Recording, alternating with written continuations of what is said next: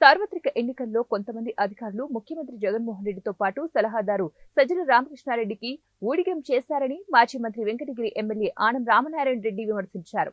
నెల్లూరు నగరంలోని సంతపేటలో ఆయన నివాసంలో శుక్రవారం ఏర్పాటు చేసిన మీడియా సమావేశంలో మాట్లాడుతూ అధికార యంత్రాంగం ఇంతగా దిగజారాల్సిన అవసరం ఏముందని ఆయన ప్రశ్నించారు.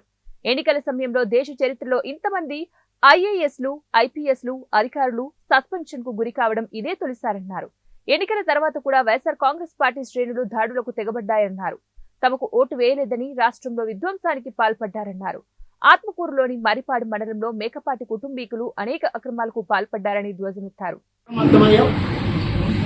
అక్కడ ఉన్నటువంటి మా నాయకులు, మాజీ శాసనసభ్యులు అంటే ప్రస్తుత శాసనసభ్యులు ఉదయగిరి మేకపాటి చంద్రశేఖర్ రెడ్డి గారు కానీ, బ్రహ్మానంద రెడ్డి గారు కానీ, ఇతర స్థానిక నాయకులు ఎప్పటికప్పుడు సమాచారం ఇస్తూ మెసేజ్లు పంపిస్తూ ఉండడంతో అక్కడ పోలింగ్ అధికారులు కూడా ఊపిరి పీల్చుకుని సజావుగా ఎన్నికలు సాయంత్రం వరకు నిర్వహించారు.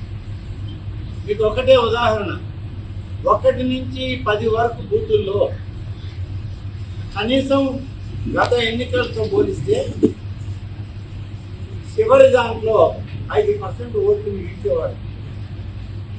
మొత్తం బ్యాలెట్లన్నీ కూడా పూర్తి చేసుకునేవాడు.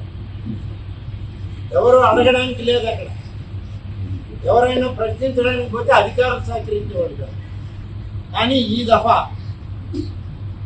తెలుగుదేశం పార్టీ నాయకులు, అటు మేకపాటి చంద్రశేఖర్ రెడ్డి గారు కానీ, ఇటు బ్రహ్మానంద రెడ్డి గారు కానీ, వీళ్ళు అప్రమత్తమై మా ఏజెంట్లని